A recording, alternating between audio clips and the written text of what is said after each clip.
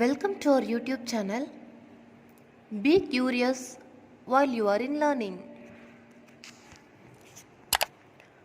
Today's topic is bedsore. Another name of bedsore is decubitus ulcer, meaning injury to the skin and tissue as a result of friction or pressure. Sites of bedsore: back of head and ears, shoulder, elbow, lower back and gluteal, hip, inner thighs and heel. Next, move on to stages in bedsore. Stage 1: red darkened skin, bluish, which indicate at risk persons. Herald sign. Treatment: observation and clean with plain water. Then stage 2: breakdown of epidermis or dermis. It should be treated with salt water, saline or NS, normal saline. There should be a difference between stage 1 and stage 2 treatment. First stage, clean with plain water, and second stage, clean with salt water or normal saline. And stage 3 in bedsore, full thickness of skin loss to dermis and subcutaneous tissues. Proper dressing is an essential aspect in stage 3. And stage 4, bone will be visible, painless, necrosis. Eschar is nothing but is a separation of the skin from underlying tissue. Why painless in stage 4 means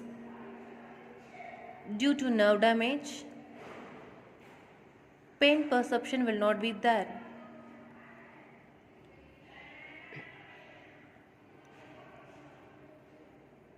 How will you assess the person is suffering from bedsore, which is assessed by a Braden scale? It has 6 components: sensory perception, moisture, activity, mobility, nutrition, friction and shear. Based on the scoring system, we have to assess whether the patient was in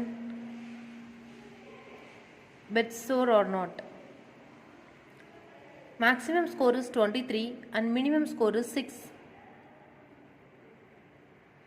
9 belongs to very high risk and 10 to 12 belongs to high risk, 13 to 14 a moderate risk, 15 to 18 a mild risk, and more than 19 there is no risk of bedsore. This is how bedsore is assessed by Braden scale.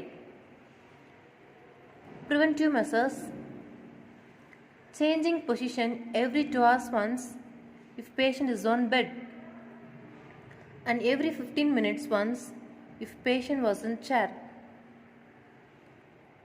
Provide airbed matters to patients. Then massage is to improve the circulation, and powdering is to prevent the moisturization.